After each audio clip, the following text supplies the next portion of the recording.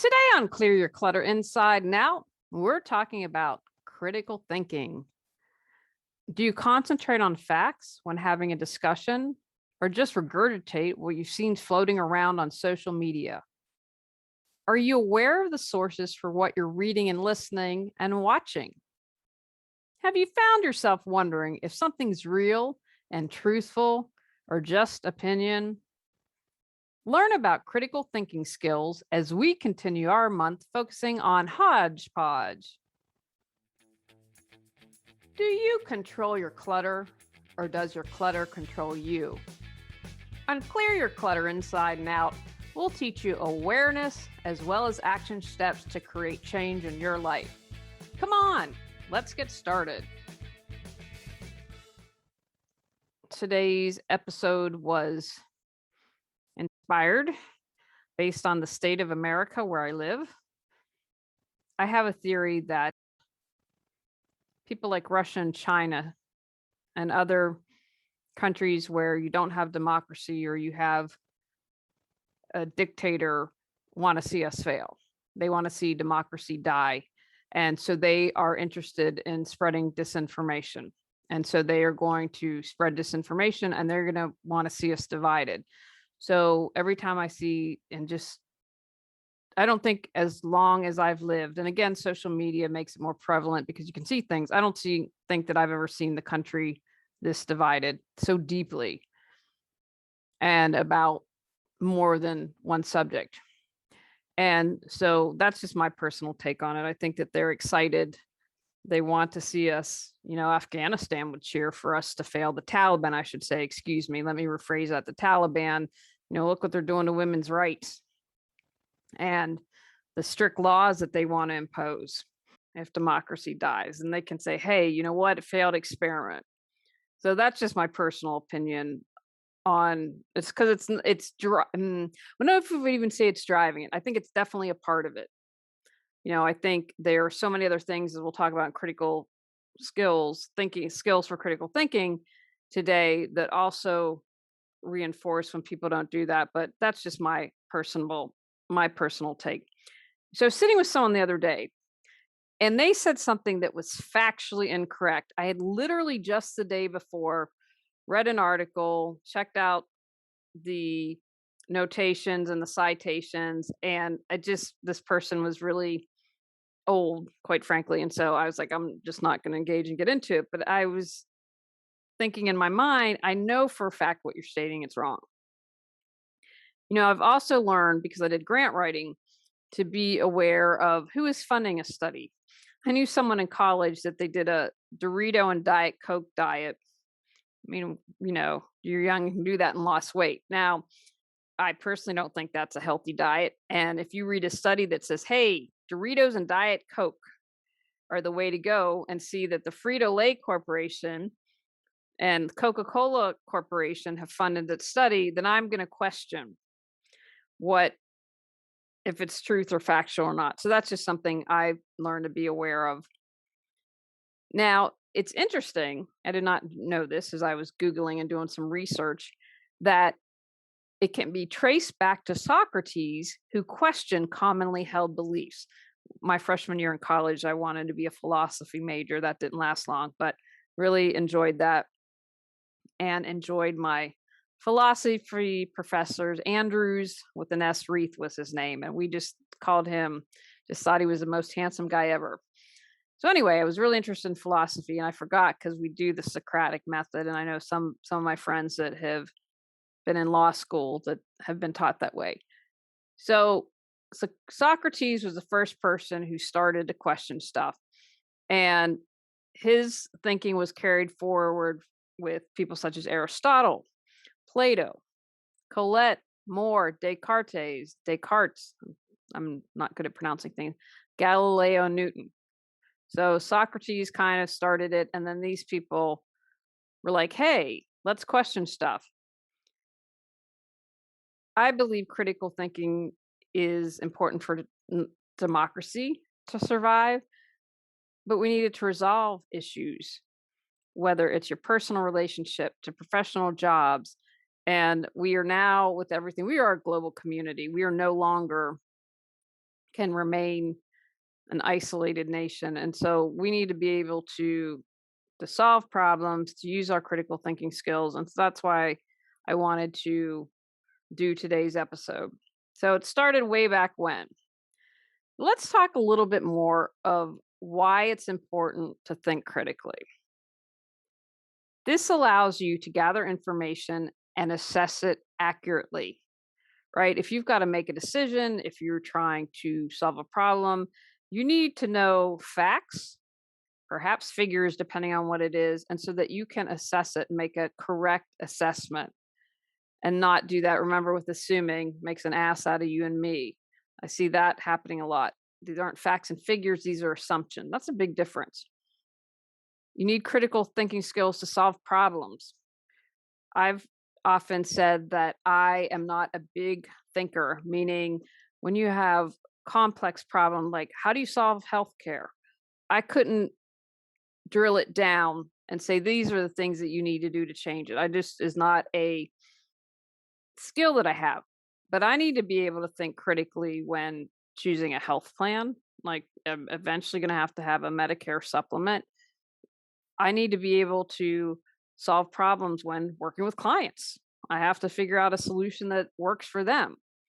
I need to be able to solve problems. We're dealing with a flooded basement. So we need to get information. Okay, is there warranty? Is it covered?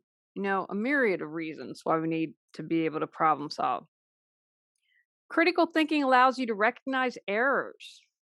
I've changed my views on things because I realized, wow, after gathering information, I was wrong about something. I made a mistake and I need to change that. It's also important to be able to have these skills so you can remove the bias from your choices. We all have biases. We all do. That's just how we're built. We're human. But if your bias is making you come from emotion rather than facts, that can be dangerous, not only for you, but for others. The thing that I think of, and I still quite don't comprehend it or completely understand it. The guy who shot up the pizza place in DC was from North Carolina. So he believed that evil was going on and went and just there, and he really believed it. So somewhere along the way, he had a bias, I believe, that played into that. I mean, and that's an extreme. If you have a bias about something, maybe it cost you a job. Maybe it cost you a contract in something that you want to work on. It also allows you to ask questions. If you aren't sure about something, you can say, okay, well, what about this? Or I need to know these facts. What happens if we do A, B, and C, right? Then you can ask the questions to get the information that you need. Again, because you want to be able to make informed decisions. You just don't want to fly by the seat of your pants or come completely from emotions. When you can think critically, you can support your decisions, or if you want to have a discussion or argument with facts and evidence. When I talking about a moment ago, so someone stated, I was like, I know that's factually incorrect because I've seen the data on it, and it was a reliable resource. So you're able to say, I believe X, and here's why. Also, going to allow you to determine if the evidence is accurate. Like I said, about if it's Frito Lay saying eat Doritos all day and lose weight and be healthy, you might go, perhaps there's a bias there. It also allows you to determine what's important. Figuring out something for the basement. Choosing waterproof flooring is going to be important as we move forward. Less so than the paint color of the walls, right? So that I can prioritize. It's also important for conflict resolution. I feel one of the things we seem to have failed as a society and gotten away from is how do we resolve conflicts, right? How many times do you read about someone whipping out a gun and killing someone or shooting at someone because they cut them off in traffic? Really? We're able to say, okay, wait, do I really want to shoot at someone? Was it important that they cut me off in traffic in the scheme of life? Is that how I want to respond? And if you're going to respond with such violence and a knee jerk reaction when someone cuts you off on traffic, how are you going to respond to the bigger issues, things that are really important? It also allows you to be aware of stuff you might not understand.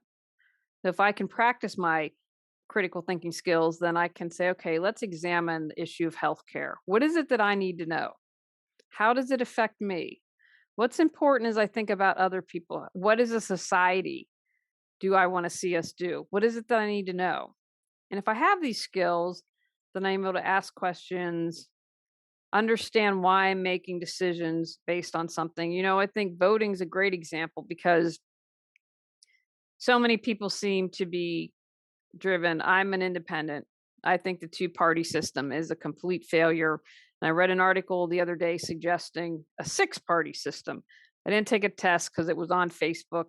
And I'm like, you're just gathering information. So I don't do those little quizzes anymore. But I thought, I'll have to do some more research on that because six parties I thought was an interesting number.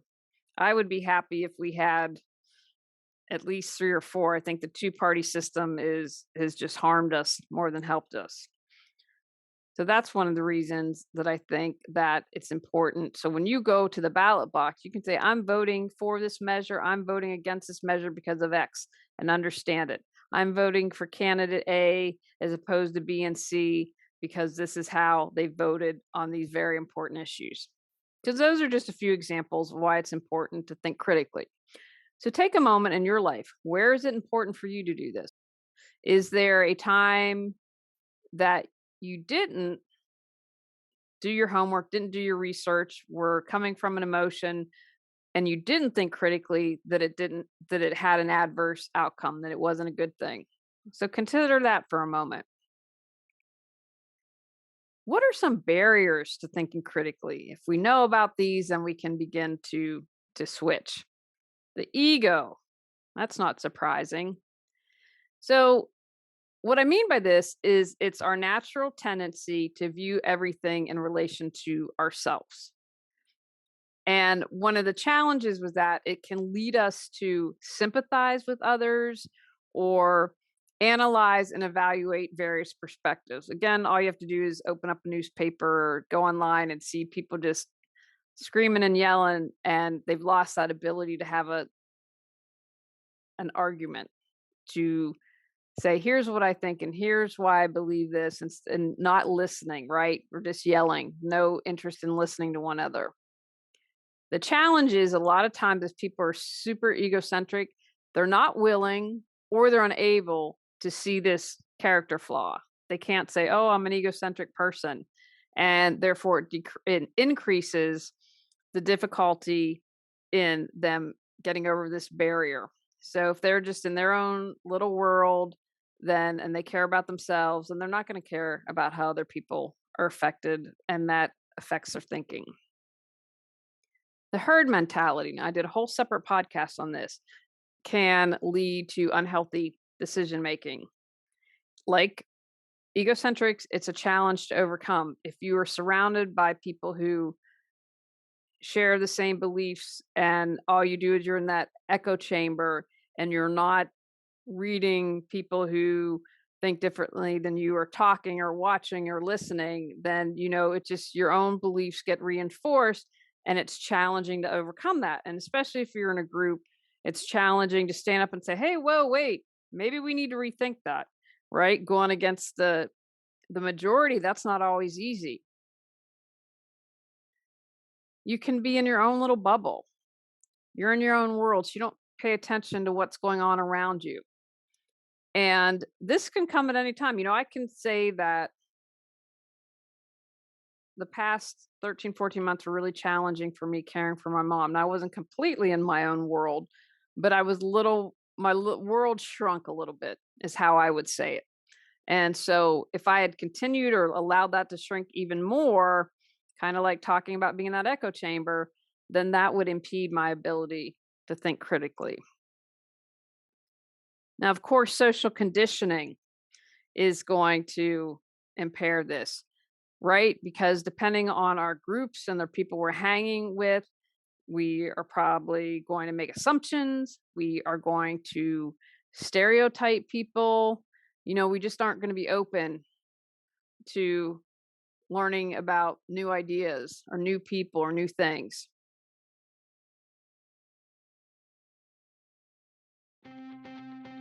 Feel stuck but have no clue what you need to do to move forward?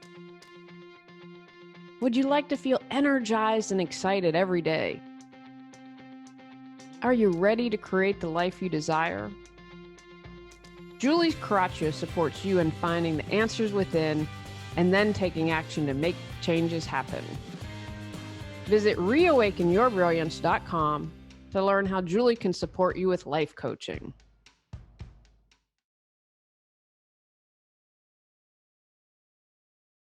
When I went to college, my freshman year, and I later changed it to first year student. So I'm from West Virginia, moved back to West Virginia, love to be a mountaineer.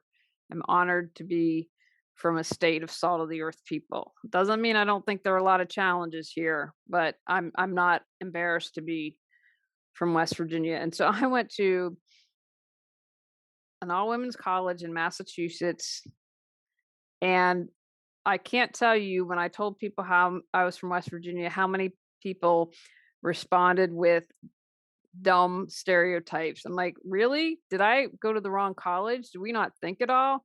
Like, it was just shocking to me. Now, you might have said, oh, well, it was a little while ago.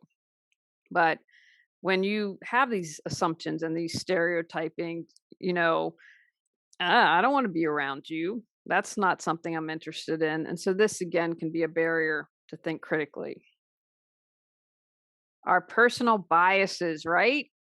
Of course, we have these experiences to create these biases that we have, and they can prevent us from thinking critically because we're not fair usually. We stop being inquisitive and we close our mind. And it can also prevent you from using your experience, reasoning, and common sense to make informed decision. Well, I see this a lot. All men are bad. Someone had a traumatic relationship that went wrong, and so they will just make this wide assumption. I saw it the other night on Facebook. No, not all men are bad. I'm married to one that isn't. I've got a father that isn't. I've got two brothers that aren't. So our experience can sometimes just close our mind and cloud our judgment, that we, just shut it off. And then finally, arrogance and intolerance. How are you going to find the best candidate or the best solution to a problem if you're closed minded? If you don't have the ability to think critically, you probably react from your emotions or recklessly or thoughtlessly. I would argue, as I've mentioned, if you're pulling out a gun to shoot someone who cut you off in traffic, you probably don't have a lot of critical thinking skills. What we can do to overcome that is to assess, where am I arrogant? Where am I intolerant? And take responsibility for your choices and owning the consequences of those choices. I think that's another thing that bothers me is people make choices and then they don't want to pay the price. They don't want to suffer the consequences. People stormed the January 6th, stormed the Capitol, and they arrested 600 or so people. Well, you're going to end up in jail. Don't cry. Don't say, oh, I didn't know or wasn't my fault. No, you did. And perhaps because you didn't have critical thinking skills and just thought, okay, I'm just going to blindly follow and listen and tear apart the Capitol, you didn't think about the consequences, right? Those people were emotional, and I'm going to argue definitely arrogant to some extent. They're probably going to end up in jail, a lot of them. If you're not willing to think critically, you have to accept the consequences. So, how do we think critically? Ask questions, get into that inquisitive mindset. What do I already know about this issue? How do I know that? What am I trying to determine or prove? What am I missing? What's the other side to this? Are there multiple solutions? Start being curious. Think of yourself as a novice or beginner and come from that mind. If I didn't know anything, what questions would I ask? Practice active listening. How many times do you listen to share instead of understand? I bet you all have had a conversation with someone and you're speaking, sharing your thoughts, and you can just see on their face that they're like, can't wait for you to be quiet because they're going to tell you what you need to know. They're not even paying any attention to you. You can see the wheels turning in their mind and they're getting ready to tell you what you need to know. Ask questions that they can't answer with a yes or no. One of the worst interviews I ever did for the podcast was with someone, and I don't know if they were nervous, but I kept trying to engage them. It was the shortest interview I ever did, and this was live TV because I just couldn't get her to budge. And I asked questions that I didn't think you could get a yes or no to, and she managed that. So ask questions that people can answer with a yes or no. Ask specific questions for details. Show empathy. I'm sorry you're experiencing this. Use verbal affirmations. I understand. I can empathize with that. Use nonverbal cues, nodding, smiling, maintaining eye contact.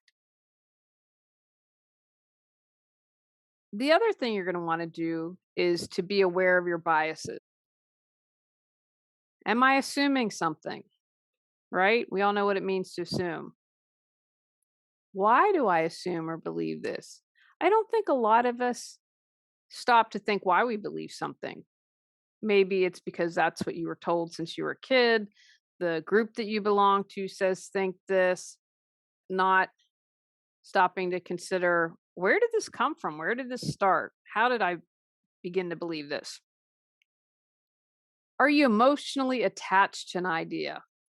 You know, there are a couple of issues that people just, one issue voters are a great example. They are so passionate about this one issue. There's got to be an emotional attachment. Well, what is that? Why are you emotionally attached? What would happen if you were to let go of that emotional attachment? What would that happen? What would that do? Why? Why are you emotionally attached? Why do you think like that? Ask yourself, why do I think like this? Where did I learn that information? What does that information imply? What's it really saying? Should I view it differently? How could I view it differently? Why am I unwilling to view it differently? Just start to question your thinking, your thoughts, and your biases. Talk to others. You know, I'm a huge believer of talking to people you trust. Hey, do you think I have any biases? What are your thoughts on that? What have you noticed about me? We all have our blinders. I have my blinders. Become aware of your blind spots because you just might not know your bias. Like I talked at the beginning about egocentric thinking or herd mentality. Be brave, be courageous, talk to someone outside of your circle. If you're like, notice that when you're hanging out with people, you all have the same opinions. Ask someone, and you might be surprised at what you find. Be able to analyze existing information. I had really wanted to, but with everything going on, I would have loved to, for this podcast, interviewed Heather Cox Richardson. She is a historian who's awesome. And women in 50s seem to be her primary group. And she's a historian who, gosh, 2000, what year are we in? 2020, maybe it's 2019. I've been following her for a while. Started doing a daily news summary. She's what I read. She cites all her resources. She also will include history, which I studied American history. That was my major, politics throughout American history. And I'm like, man, I've forgotten a lot. Anyway, she's really great. And what I like about her is one, she cites everything, and two, that she throws in history. So I've learned a lot from her and I enjoy her. Now, there's some people out there going to say, you know, she's biased. She's a college professor and she has a bias. Everything she's cited, she cites where the information comes from and uses history. And so, again, it's just, I find her very fascinating, interesting. And, you know, you might think that you might listen to her and be like, wow, I think she has a bias. I haven't listened to any of her podcasts in a while. I do enjoy her though. But from her, I've learned a lot and I look who is she citing as resources. So analyze the existing information. Who provided this information? Frito-Lay?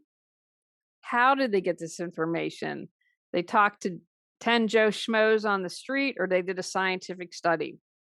Why is this important? Again, get back to that. Why is this important? So learn how to analyze the information and the resources that it's coming from. Develop foresight. Foresight allows you to understand the potential impact of a decision or an action. With every choice you make, determine how it might affect others. So all those people that stormed the Capitol probably weren't thinking, how is this going to affect other people? How is it going to affect the people who are the Capitol Police? How is it going to affect the people who are working in the building? I'm going to bet that they didn't think much beyond that. They didn't develop the foresight to say, will there be consequences for my actions?